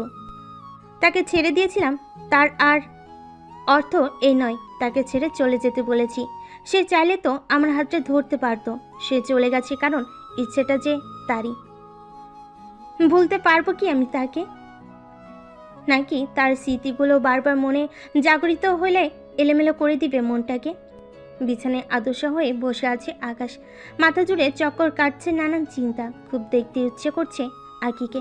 নিজের অজান্তেই মনে হয় প্রচণ্ড রকম ভালোবেসে ফেলেছে তাকে। ঘুম আসছে না কিছুতেই। কিচেনে গিয়ে এক কাপ কফি বানিয়ে বেলকনিতে দাঁড়ায় আকাশ। কাপের চুমুক দিয়ে তাকিয়ে থাকে বাইরের জ্যোৎস্নায় ঘেরা সুন্দর প্রকৃতিটার দিকে। সকালে নিজের প্রয়োজনীয় সকল কিছু প্যাক করছে আকাশ। এরই মাঝে মামার সাথে কথা হয়েছে 2 বার। ফোনটা হাতে নিয়ে এক দৃষ্টিতে চেয়ে আছে আঁকির ছবিটার দিকে। ভাবছে যাওয়ার আগে একবার ফোন করে জানাবে আঁকিকে। কি মনে করে আবার ফোনটা রেখে দিল। এয়ারপোর্টে অনেকক্ষণ যাবৎ বসে আছে আকাশ। হয়তো একটু পরে চলে যাবে সে এই মাতৃভূমিকে ছেড়ে। বোরকা পরে একটা মেয়ে এসে পাশে বসে আকাশের পাশটায়। একটু আর চোখে ওর দিকে তাকায় আকাশ। মুখে হিসাব পড়া একটা মেয়ে। পাশ থেকে মেয়েটা হাত নাড়িয়ে বলে উঠল। হাই, আমি মেঘ। একটা হাসি টেনে আকাশ বলে উঠল। আমি আকাশ। বাহ, আপনার নামের সাথে তো আমার নামের দারুণ মিল। আল্লাহ, আকাশ আর মেঘ। আকাশ আর মেঘের মাঝে মিলনটা এত গভীর নয়, কারণ মেঘ যে আকাশের বুকে স্থির থাকে না, সময়ের সাথে তাল মিলিয়ে হারিয়ে যায় অন্য প্রান্তে। অন্য প্রান্তটার নামও তো আকাশ, তাই না? এবার আর কোনো রেসপন্স দিল না আকাশ। পাশ থেকে মেয়েটা বলে ওঠে। কোথায় যাচ্ছেন আপনি? কিছুক্ষণ স্থির থেকে আকাশ বলে ওঠে। অস্ট্রেলিয়া। তাই? আমিও অস্ট্রেলিয়ায় যাচ্ছি। আকাশ মেয়েটার দিকে এবার ভালো করে তাকায়। অস্ট্রেলিয়ায় যাচ্ছে এই অবস্থায়। আপনি কি ম্যারিড? আপনার জানাটা কি খুব জরুরি? আপনার সমস্যা হলে বলার দরকার নেই, থাক। ছিলাম মানে কি? চলে গেছে। ডিভোর্স। ও, যদি সে আবার ফিরে আসতে চায়? আসবে না। যদি আসেও? এবার চুপ করে আছে আকাশ। আপনাকে দেখে মনে হয় আপনি এখনো তাকে ভুলতে পারেননি। পারবো কিনা তাও জানি না। আচ্ছা, আপনাদের ডিভোর্সের কারণটা জানতে পারি? আজব তো, আপনি মনে হয় বিয়ের জন্য আমার ইন্টারভিউ নিতে আসছেন, আর আপনার সাথে আমি এত কিছু শেয়ার করছি কেন? ও সরি, আপনি মাইন্ড করবেন বুঝতে পারিনি। লাস্ট একটা প্রশ্ন করি। আকাশ আর চোখে তাকিয়ে বলল। কি প্রশ্ন? আপনি যে চলে যাচ্ছেন সে কি জানে? হয়তো না, তারপর থেকে তার সাথে আর যোগাযোগ হয়নি। ও আচ্ছা, মন থেকে ভালোবেসেছিলেন কি তাকে? একটা দীর্ঘশ্বাস নিয়ে আকাশ বলে ওঠে। চলুন, সময় হয়ে গেছে। আকাশ চলে যেতে পেছন থেকে হাতটা চেপে ধরে মেয়েটা। হঠাৎ দাঁড়িয়ে আকাশ একবার মেয়েটার দিকে তাকাই, আরেকবার হাতের দিকে। আকাশ একটু অদ্ভুতভাবে বলে ওঠে। আপনার সাহসের প্রশংসা করতে হবে। প্রথমে দেখে ভেবেছিলাম নিশ্চয়ই কোনো ভালো ঘরের মেয়ে হবেন, এখন তো মনে হয় পুরোটাই ঝামেলা। বুঝছি আমি। আপনার মতলবটা কি? এই নিন, এই টাকাটা নিয়ে বিদায় হন। টাকাতে কি সব কিছু পরিমাপ করা যায়? আপনার সাথে আমার কিসের এত সম্পর্ক? যা টাকাতে পরিমাপ করা যাবে না। মেয়েটা আবার গম্ভীর গলায় বলে ওঠে। আপনি কি সত্যিই চলে যাবেন?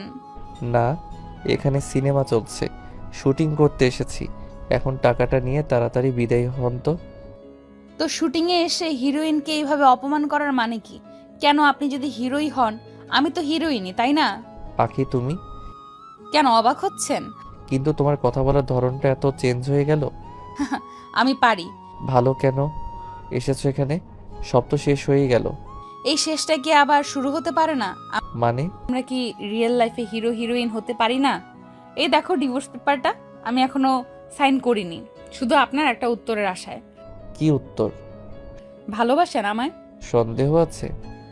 আপনি যেভাবে ছেড়ে চলে যাচ্ছেন তাতে সন্দেহ করাটাই স্বাভাবিক। তুমি মেঘ? আমি নিজেই রেখেছি নামটা।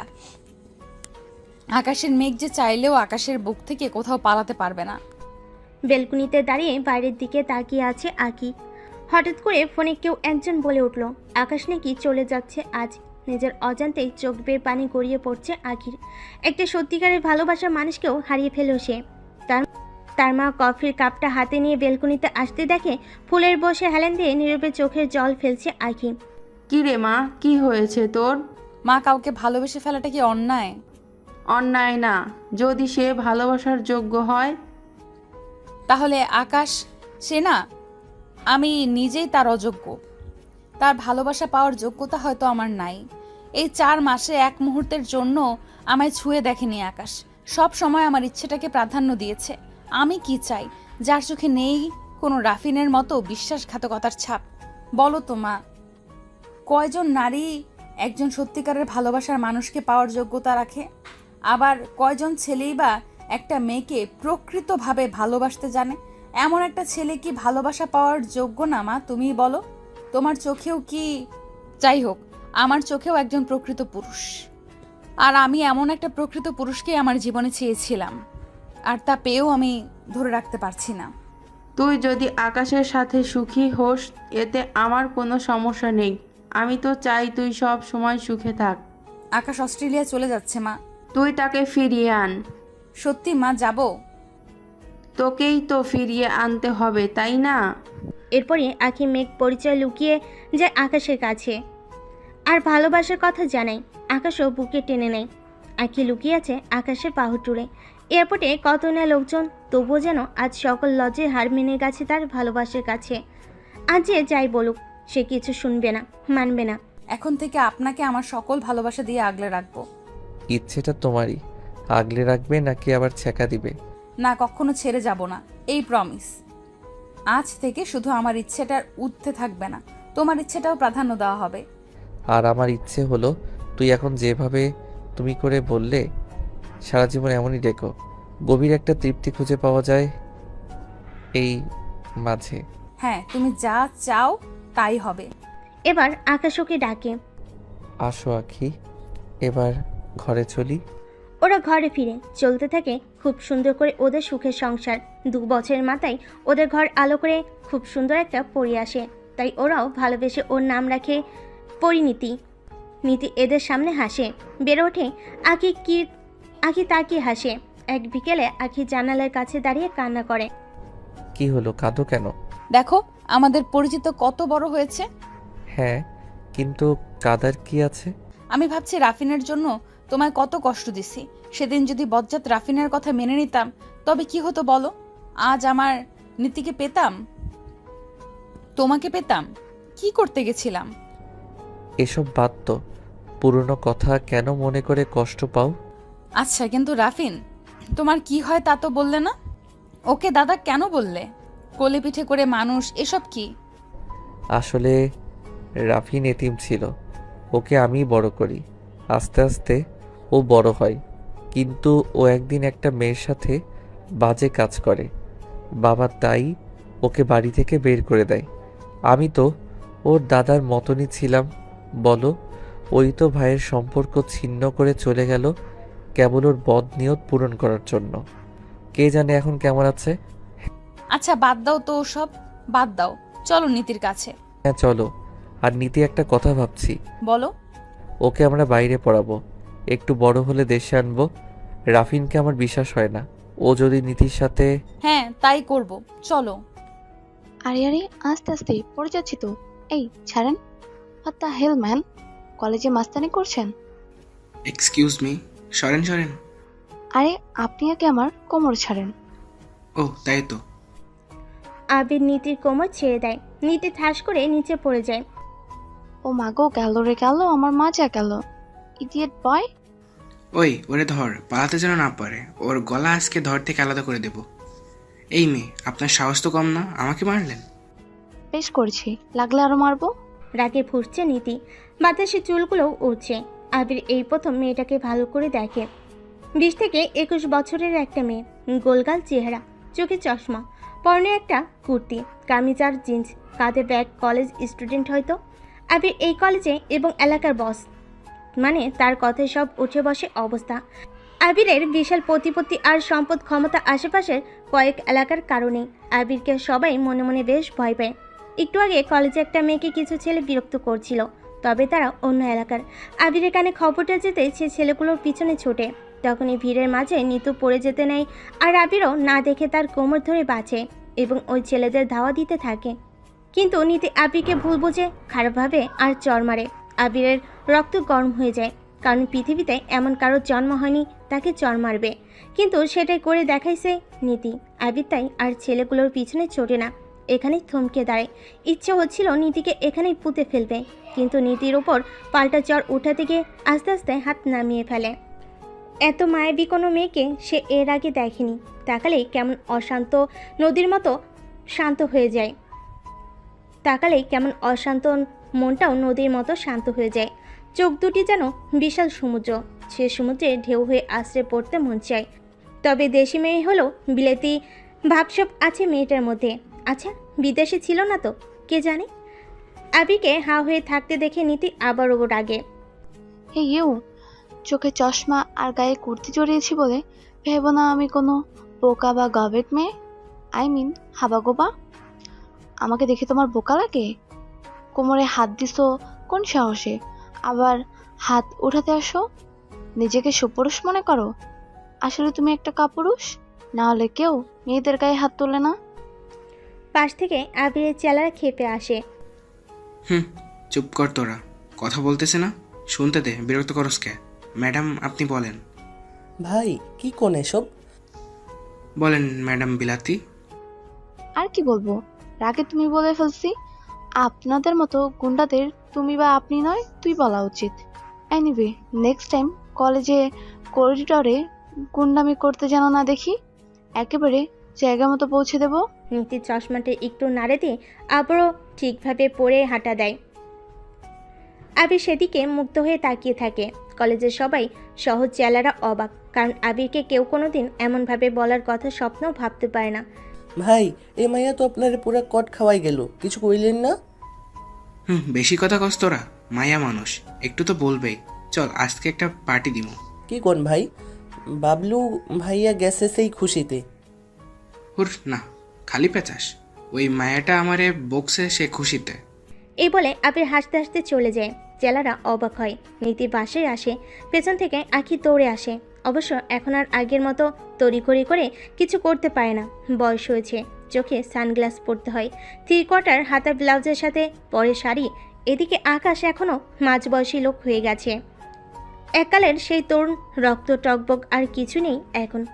শিপা চ্যাপের মতো সেও এখন সারাদিন নিউজ পেপারে মুখ গুজে রাখে।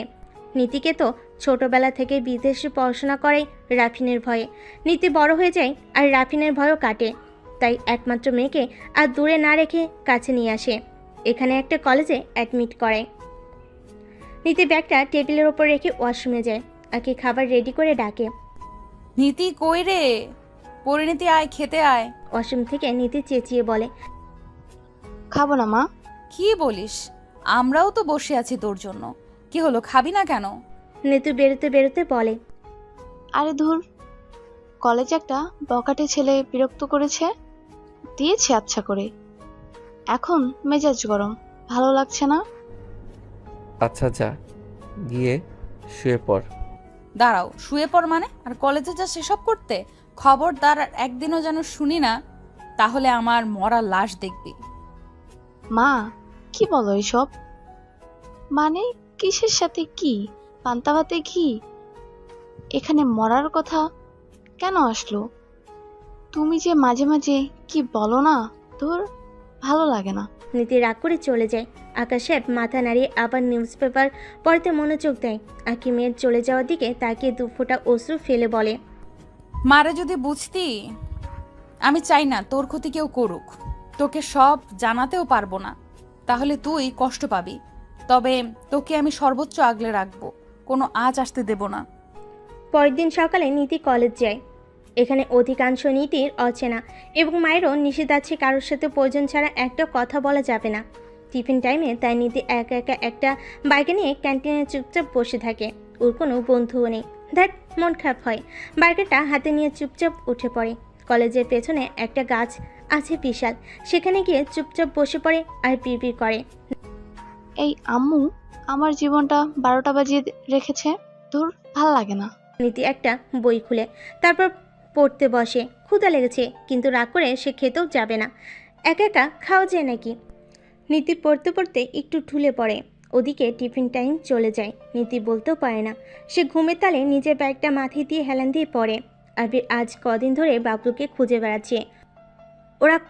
ওরে কড়া একটা শাল্টিং দিতে হবে। মেয়েদের নিয়ে জোরপূর্বক বাজে বাজে কাজ করতে চায়। আবির হাঁটতে হাঁটতে কলেজের পিছনে চলে আসে। হঠাৎ করে নীতির দিকে চোখ যায়। আরে এই বিলাতি ক্লাস বন্ধ কইরা এখানে গাছের নিচে কার জন্য অপেক্ষা করতেছে? হুম, খুব খারাপ, খুব খারাপ। দাঁড়াও, তোমারে দেখাইতেছি। নীতি তখন গভীর ঘুমে। আবির আস্তে আস্তে নীতির কাছে যায়। ওর মনে দুষ্টু বুদ্ধি খেলে যায়, কিন্তু যখনই কিছু করতে যাবে তখনই নীতির নিষ্পাপ চেহারা দেখে থমকে যায়। ইস, কি বাচ্চা একটা কিউট মেয়ে। আবির নিচে ঝুঁকে এই প্রথম সে কোনো অন্যায় কাজ করতে যাচ্ছে। সে নিজেও আজ নিজেকে কন্ট্রোল করতে পারে না। নীতির কপালে আর চোখের উপর চুল এলোমেলো হয়ে আছে।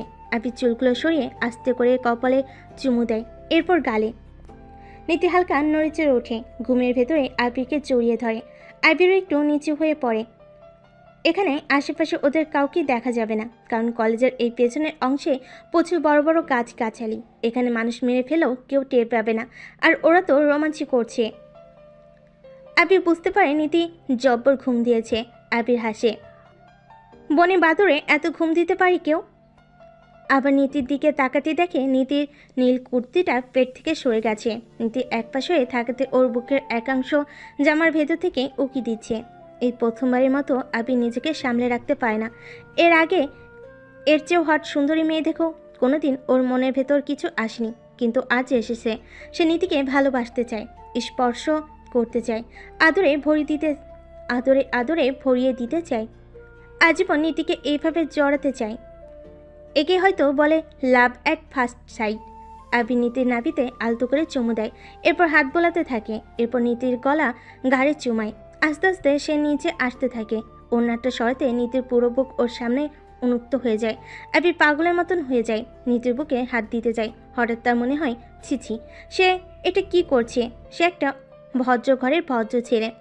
হ্যাঁ, সে মাফিয়া, কিন্তু ক্যারেক্টারলেস নয়। কিন্তু আছে যা করতে যাচ্ছিল, না, নীতি বৈধ হওয়ার আগ পর্যন্ত সে এসব করতে পারে না।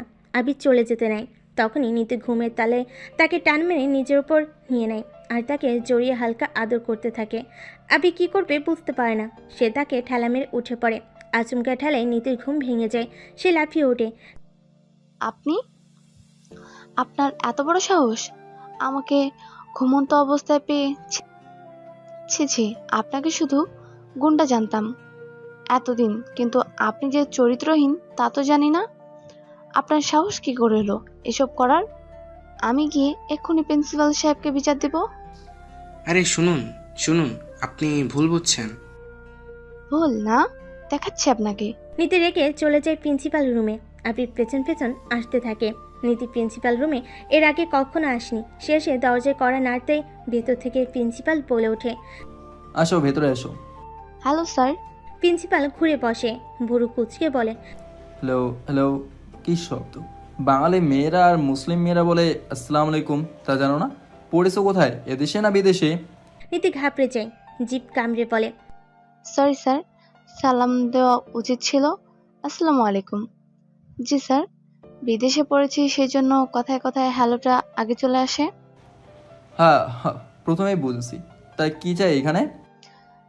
স্যার বসে কথা বলি একটু, আমি বেশিক্ষণ দাঁড়িয়ে থাকতে পারি না।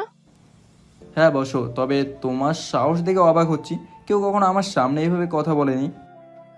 ওরা ভীতু, আমি আল্লাহকে ছাড়া কাউকে ভয় পাই না, তবে হ্যাঁ সম্মান করি। যাই হোক, আপনার কলেজে আবির নামে একটা ছেলে আছে। ছেলেটা 1 নম্বরের গুন্ডা, মাফিয়া, বদমাস, ইতর ছেলে। ও আজ 2 দিন ধরে আমাকে বিরক্ত করছে, আমার সাথে নোংরামো করেছে। তাছাড়া কলেজে মারামারি করে, কলেজের সুস্থ পরিবেশ নষ্ট করে। প্রিন্সিপাল হিসেবে আপনার তো সব খেয়াল রাখা দরকার। এনিওয়ে, এখন থেকে রাখবেন। ওর নামে কমপ্লেন করতে আসছি, ওর বিচার চাই আমি। একদমই কথাগুলো বলে নীতি। প্রিন্সিপাল সাহেব হাঁ হয়ে তাকে কিছুক্ষণ, তারপর চুপ করে থেকে বলে, তোমার নাম কি মেয়ে? পরিণীতি চৌধুরী, সবাই নীতি বা পরিণীত বলে ডাকে। সুন্দর নাম। কে রেখেছে? যে রেখেছে সেও সুন্দর, বোঝাই যাচ্ছে। আমার মা। ওনার নাম? আখি চৌধুরী। প্রিন্সিপাল সাহেব নামটা শুনে থমকে যায়, চোখ জোড়া চকচক করে ওঠে। তারপর খুব আগ্রহী হয়ে জিজ্ঞেস করে, আর বাবার নাম? বাবার নাম কি? আকাশ চৌধুরী। আচ্ছা স্যার, আপনার কাছে আমি বিচার চাইতে এসেছি, আমার বায়োডাটা দিতে নয়। আপনি কি ব্যবস্থা করবেন? নয়তো আমি কিন্তু পুলিশ কমপ্লেন করব। এতে আপনারাও জড়িত থাকবেন। সুষ্ঠু বিচার ও কলেজের অবনতির পরিবেশ সুন্দর না রাখার অপরাধে। না না, ওসব দরকার হবে না। তুমি যাও, আমি আগামীকালই সব ব্যবস্থা করছি। এরপর থেকে আর কোনোদিন কমপ্লেন করার সুযোগই তুমি পাবে না। মানে? মানে আর কি, ওকে শাস্তি দেবো। যাও তুমি। জি। নীতি চলে আসে। প্রিন্সিপালের চোখ জোড়া আবারও চকচক করে ওঠে, সে চোখে আগুন ছাড়ছে। কলমটা হাতে নিয়ে নাড়তে নাড়তে বলে, নীতি মামুনি, একটু অপেক্ষা করো, আগামীকাল তোমার যোগ্য পুরস্কার দেওয়া হবে। অনেক সাহস দেখিয়েছো, সাহসের পুরস্কার পেতে হয়তো আফটার অল সাহসী বাবা মায়ের মেয়ে বলে কথা। প্রিন্সিপালের হাসির আওয়াজে কেঁপে ওঠে পুরো কলেজ। রাতের বেলা নীতি বসে বই ঘাঁটছিল, কিন্তু পড়তে ভালো লাগছিল না। নীতি বই রেখে কিছুক্ষণ হাঁটাহাঁটি করে। ওর বারবার আবিরের কথা মনে পড়ছে, ঘৃণা লাগছে বেশ। লোকটা কি জঘন্য, ছিছি। নীতিকে পায়চারি করতে দেখে আঁখি ভেতরে আসে। কি হলো নীতি, কোনো সমস্যা? তোকে অস্থির লাগছে? না মা, কিছুই না, এমনি ভালো লাগছিল না, তাই একটু হাঁটাহাঁটি করছিলাম। কি বলিস? দেখি দেখি, কই কি হয়েছে দেখি তোর। কিছুই হয়নি মা, তুমি শুধুই ভয় পাও সারাক্ষণ আমাকে নিয়ে। তোমাকে নিয়ে না পারি না, যাও তো। একটু স্বাধীনতা নেই রুমেও? এখানেও মন মতো একটু হাঁটতে পারি না? তোমার ইন্টারফেয়ার করা লাগে। ও হ্যাঁ, ঠিকই তো, আমি বোধহয় বেশি করি। ঠিক আছে থাক, আসছি। আঁখি চলে যায়। নীতি বুঝতে পারে ওর মায়ের মন খারাপ করে দিয়েছে, কিন্তু ওরও কিছু করার নাই। মাকে এভাবে না বলে মা এখন কানের কাছে ঘ্যান ঘ্যান করতে থাকতো। চলো উঠো, চলো, ভালোভাবে বলছি, গায়ে লাগছে না? আমি কিন্তু স্যারের কাছে বিচার দেব। আপনার মতো বোকাটাকে আমি ভার্সিটি ছাড়া করব, বলে দিলাম। ফার্স্ট ইয়ারের একটুকুনি জেরির মতো পুষকে একটা মেয়ে নাকি আমাকে ভার্সিটি ছাড়া করবে? যাই হোক, আগে আমার থেকে ছাড়া পাও, তবে আমাকে ছাড়া করো। আপনি কই নিয়ে যান আমারে? ছাড়েন, ছাড়েন। আর আপনার সাহস কি করে হয় আমাকে নিয়ে টানা হেঁচড়া করার? সেটা একটু পরে দেখবে পুষ্কি জেরি। আবি নীতিকে টানতে টানতে নিয়ে যায়। নীতি বুঝতে পারে হয়তো গতকাল প্রিন্সিপালের কাছে বিচার দেওয়াতে প্রিন্সিপাল উচিত শাস্তি দিয়েছে হারামিটাকে, তাই রেগে ওর সাথে এমন করছে। তবে যাই হোক, আবি নিশ্চয়ই প্রিন্সিপালের কাছে শাস্তি পাইছে, সেটা ভেবে নীতি খুশি হয়। আর রইল টানাটানি। নীতিও দেখুক আবি কি করে, সে অত সহজে ভয় পাবার নয়। আবির এবার নীতিকে একটা গাড়িতে উঠিয়ে কাজী অফিসের সামনে নিয়ে যায়। নীতি অবাক হয়ে তাকায়, এ কোথায় হলো, এ কোথায় এলো? এখানে দেখি জোরে জোরে ছেলে মেয়ে গলায় মালা দিয়ে বরবধূর জামা কাপড় পরে বের হচ্ছে। তাকে আবির কেন এখানে আনছে? তার মানে আবির তাকে জোর করে বিয়ে করতে আনছে। অন্য নীতি বুঝতে পারে আবির কঠিন শোধ নিবে। নো, এখান থেকে যে করেই হোক পালাতে হবে। নীতি ভেবে নেয়। আবির মুচকি হেসে ওকে নিয়ে যায় আর মনে মনে বলে, কি পুচকে চেরি, এভাবে নিশ্চয়ই ভয় পেয়েছো? নীতি এদিক ওদিক তাকায়, তারপর আবিরের হাতে একটা কামড় দেয়। আবির চেঁচিয়ে উঠে নিজের হাতটা চেপে ধরে। নীতি দৌড়ে পালায়, কিন্তু শেষ রক্ষা হয়নি। আবির পেছন থেকে বন্দুকটা বের করে আরেকটা গুলি ছুড়ে। গুলিটা গিয়ে পায়ের গা ঘেঁষে যায়। একপাশে হালকা আটকে থাকে গুলিটা, পুরোপুরি ঢোকে না। নীতি মাগো বলে চিৎকার করে ওঠে। আবি এবার নীতির চুল ধরে টেনে ওঠায়, তারপর কাজী অফিসে নিয়ে ছুঁড়ে ফেলে। কাজীর সামনে পিস্তল রেখে বলে, এই কাজী বিয়ে পড়া। কাজী আবিকে ভালো করে চেনে, কাঁপতে কাঁপতে বলে, বাবা সাক্ষী। আরে তোর দুইটা চামচাকে ডাক, ওদের সাক্ষী বানা। কাজী সাহেব দুজন সাক্ষী আনে, বিয়ে পড়ানো শুরু করে, কিন্তু নীতি কবুল বলে না। আবি রেগে যায়, নীতির গালে একের পর এক চড় মারতে থাকে। নীতি বুঝতে পারে না শুধু এক বিচার দেওয়ার অপরাধে কেউ এত অমানবিক আর জঘন্য হতে পারে। আবিরের খুব কি এখানে, নাকি আরও কিছু আছে? তাড়াতাড়ি কবুল পড়, বেশি দেরি করলে তোর বুকে সরাসরি গুলি করব, আর পাও চিকিৎসা করাতে হবে। দ্রুত কর। তোকে আরও একটা সংবাদ দেই, কবুল না বললে তোর মা আর আখি আর বাবা আকাশ চৌধুরীকে এক্ষুনি মেরে ফেলা হবে। বল কবুল। কবুল, কবুল, কবুল। কবুল। কাজী আলহামদুলিল্লাহ বলে ওঠে। নীতি বাবা মায়ের কথা শুনে নিজেকে আর সামলাতে পারে না। সে তার জীবনের চাইতেও বেশি তাদের ভালোবাসে, কিন্তু আজব এই লোক তার বাবা মাকেও চিনে। হচ্ছেটা কি? নীতি ব্যথায় আর্তনাদ করে ওঠে। আবি দ্রুত পাজকোলা করে ওকে নিয়ে হাসপাতালে দৌড় দেয়। এর মধ্যে নীতি সেন্সলেস হয়। নীতি নিজেকে হাসপাতালের বেডে আবিষ্কার করে, তার মানে জানোয়ারটা থেকে ছাড়া পেয়েছে। সে উঠতে যাবে, তখনই ডাক্তার আর আবির কথা বলতে বলতে ভেতরে ঢুকে। ডাক্তার হেসে বলে, বাহ, ম্যাডাম খুব দ্রুত রিকভার করেছে। ভাগ্যিস গুলিটা পা ছুঁয়ে হালকা একটু বিঁধেছে।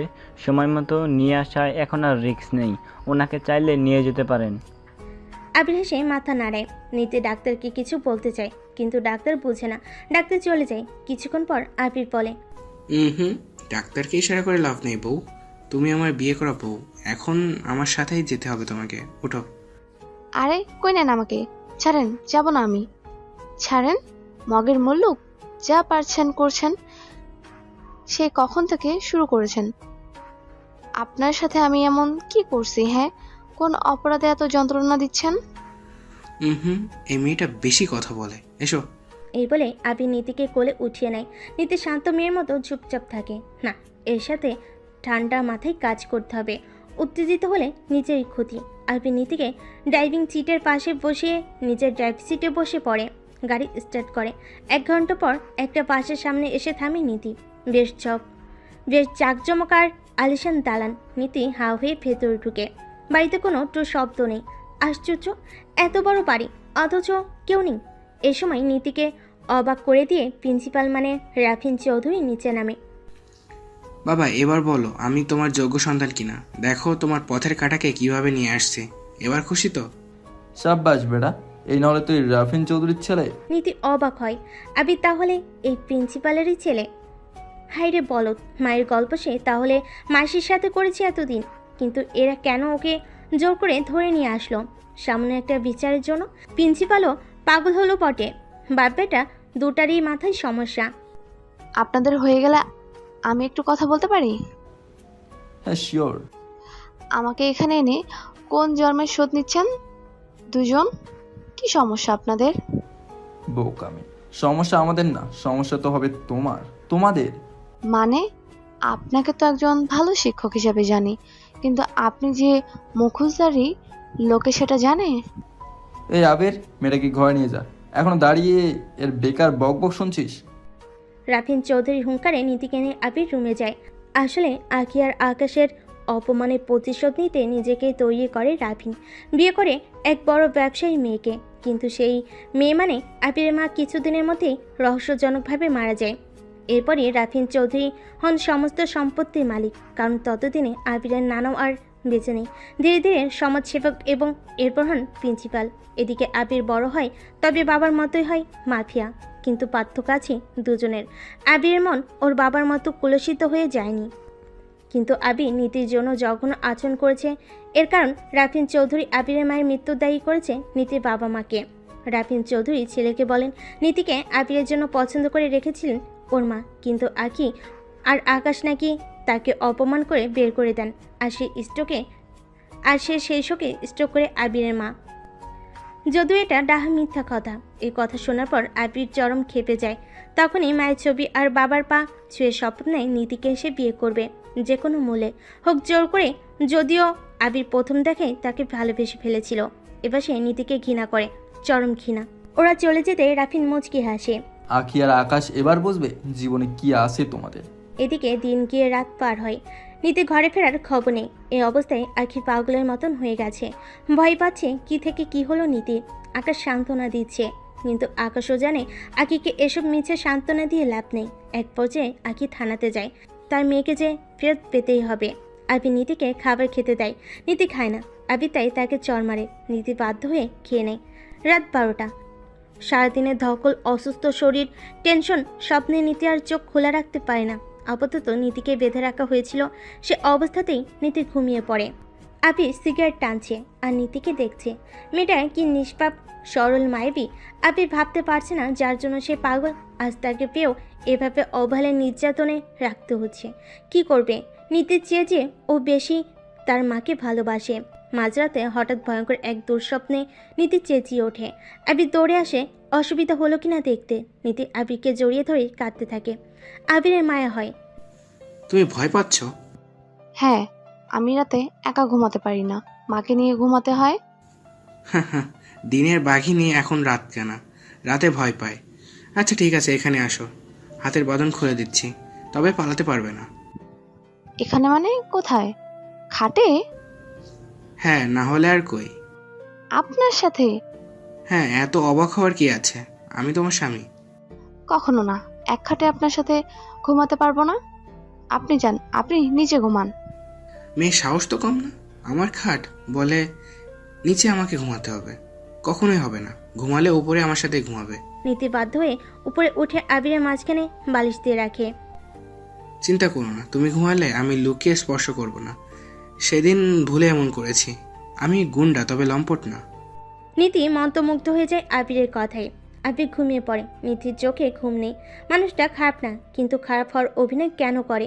হঠাৎ নীতির মায়ের কথা মনে পড়ে, তার বুক ফেটে যাচ্ছে। কে জানে বাবা মা এখন কেমন করছে। একটু যদি মাকে জানাতে পারতো। মা তো বোধহয় দম বন্ধ হয়ে মারা যাচ্ছে। বাবা কি সান্ত্বনা দিচ্ছে, নাকি তিনিও কাঁদছেন? রাত 2টো। আকি পাগলের মতো রুমের এক পাশ হতে আরেক পাশ হাঁটছে। সারাদিন গেল, মেয়েটা ফিরল না। কি হলো ওর? একটা কলও করলো না ওকে। নাকি রাফিন? না, রাফিন ওর ঠিকানা পাবে না। আবির বারবার বোঝাচ্ছে, আকি কিছু বুঝতে চায় না। আকি শুধু চায় তার মেয়েকে। কাল সকালে সে মিসিং ডায়েরি করতে যাবে। সকালবেলা ঘুম থেকে উঠে নীতি ওয়াশরুমে যায়। হঠাৎ খেয়াল করে আবির নিচে শুয়ে আছে। আশ্চর্য, যে লোকটা রাতে নিজের বিছানা ছেড়ে নামবে না বলেছে, সে নিচে শুয়ে আছে। তার মানে সে নিচেই ছিল সারা রাত। নীতি উকি দিল, আবির কাঁপছে। নীতি আস্তে করে কাছে গেল, গালে কপালে হাত রাখলো। আরে, এ তো জোরে পড়ছে। নীতি কি করবে বুঝে না। সে দৌড়ে রাফিন চৌধুরীর কাছে যায়। Sir, sir, please help. আরে সকাল সকাল একটু পত্রিকা পড়তে দেবে না? কি সমস্যা তোমার? হ্যাঁ, তোমাকে এখানে আটক রাখছি, বন্দির মতো থাকবে, এত তিরিং বিরিং করবে না, বুঝলে? আপনার মানসিক সমস্যা আছে, ডাক্তার দেখান। আমাকে কেন বন্দি করবেন? আর আগে আসুন, আপনার ছেলের অবস্থা ভালো না, পরে না হয় আমার খারাপ অবস্থা করবেন। এ কথা শুনে রাফিন চৌধুরী দৌড়ে যায়। ছেলে কিছু হলে তিনি মারাই যাবেন, কারণ পৃথিবীতে একমাত্র এই ছেলেই আছে তার, আর কেউ না। তিনি দৌড়ে যান। আসলে চর। রাফিন বুঝে না কি করবে। নীতির শাড়ির আঁচলটা বেঁধে নেয়। তারপর দৌড়ে রান্নাঘরে গিয়ে পানি আনে, মাথায় ঢালে, মাথা মুছে চা গরম করে খাওয়ায়। আবি খেতে চায় না। নীতি জোর করে খাওয়ায়। রাফিন অবাক হয়ে যায়। আরে, যাদের শাস্তি দিতে চাই সে তাদেরই প্রতি মানবিকতা দেখাচ্ছে। কি সুন্দর। এক মুহূর্তের জন্য সে দুর্বল হয়ে পড়ে মেয়েটার উপর। মেয়েটা উত্তম জীবন সঙ্গী তার ছেলের জন্য। হঠাৎ কিছু মনে করে সে মাথা নাড়ে। আচ্ছা আমি গেলাম, ডাক্তার আনছি। রাফিন কিছু বলে না, কারণ এই মেয়েটিকে এই মুহূর্তে তার তেমন কিছু বলতে ইচ্ছে করছে না। রাফিন চৌধুরী চলে যাওয়ার পর আবির মেয়েটার দিকে হাঁ করে তাকিয়ে থাকে। মেয়েটাকে সে কত বিরক্ত করেছে, আর মেয়েটাই তাকে সাহায্য করছে। এক মুহূর্তের জন্য সে অনুতপ্ত হয়। এভাবেই দিন চলতে থাকে। দুজনের মধ্যে যে ক্লেশ ছিল ধীরে ধীরে মিটতে থাকে। এদিকে ততদিনে আঁখি ওরাও জেনে যায় নীতির সান্ত্বনা দেয় মাকে, তাই কিচ্ছু হবে না, সে বিজয়ী হয়েই ফিরবে। আঁখিও মেয়েকে ভালো করে চেনে, মেয়ের জন্য দোয়া করে আর মেয়েকে সাহস দেয়। রাফিন চৌধুরী ধীরে ধীরে মন থেকে ঘৃণা কমতে শুরু করে। ভুলে যায় নীতি তার প্রাক্তনের মেয়ে, কিংবা তাদের সাথে কোনো এককালের শত্রুতা ছিল। এই মেয়েটা মাঝে মাঝে পাকা পাকা কথা বলে, প্রায়ই বলে আপনার মানসিক চিকিৎসার প্রয়োজন। রাফিন হাসে, বুড়ো বয়সে আসলে তার মানসিক চিকিৎসার প্রয়োজন। দিন চলে যায়, আবির নিজের ভুল বুঝতে পারে, নীতিকে তার বাড়িতে চলে যেতে বলে। রাফিন চৌধুরী মন খারাপ হয়, একটু থাকলে কি এমন হতো। এদিকে আবির সত্যটা জানতে পারে যে তার বাবাই আসল কালপিট। রাফিন চৌধুরীর উপর রেগে যায় সে। চৌধুরী নীতিকে অনুরোধ করে সে যাতে তাদের ছেড়ে না যায়। নীতির এই কয়দিনে তাদের উপর মায়ে পড়ে যায়, কিন্তু যেতে হবে তাকে। নীতি ব্যাগ গোছায়। রাফিন চৌধুরী কাজ থেকে বিদায় নেই, সে কান্নায় ভেঙে পড়ে। আবির কিছু বলে না, গাড়িতে উঠিয়ে দেয়। নীতি যাওয়ার আগে আবিরের দিকে তাকায়। আপনার কিছু বলার নেই? না। আবিরও উপরে না বললেও মনে মনে চাচ্ছিল থেকে যাক আরও কিছুক্ষণ। গাড়িটা চলতে থাকে। নীতির মন খারাপ হয়, পুরান দিনের কথা মনে পড়ে। এদিকে আবির ঘরে ঢুকে ডুকরে কাঁদে। রাফিন বলে, কাঁদিস কেন এখন? আর কিলি না, এখন কাঁদ, আরো আরো কাঁদ। আবির বাবাকে ধরে কেঁদে দেয়। হঠাৎই পিছন থেকে কেউ বলে ওঠে, আপনার মানসিক চিকিৎসা করার প্রয়োজন রাফিন চৌধুরী, আপনার ছেলেটারও। এই যে চলে যাচ্ছি, আপনারা দুটো বা একটা মানুষ আমাকে থামালেন না। আপনাদের আসলেই চিকিৎসার প্রয়োজন, এভাবে কেউ কাউকে যেতে দেয়? আবির আর রাফিন নীতিকে দেখে চমকে যায়। রাফিনের মুখে হাসি ফোটে। আবির আর এক মুহূর্ত দাঁড়ায় না, নীতিকে জড়িয়ে ধরে কাঁদতে থাকে। নীতিও পরম মমতে জড়িয়ে ধরে। এর চেয়ে সুন্দর আর কি হতে পারে? ঘৃণায় যখন ভালোবাসায় বদলে যায়, ভালোবাসার চেয়ে সুন্দর আর কিছু আছে কি পৃথিবীতে? আমার তো জানা নেই, আপনাদের আছে?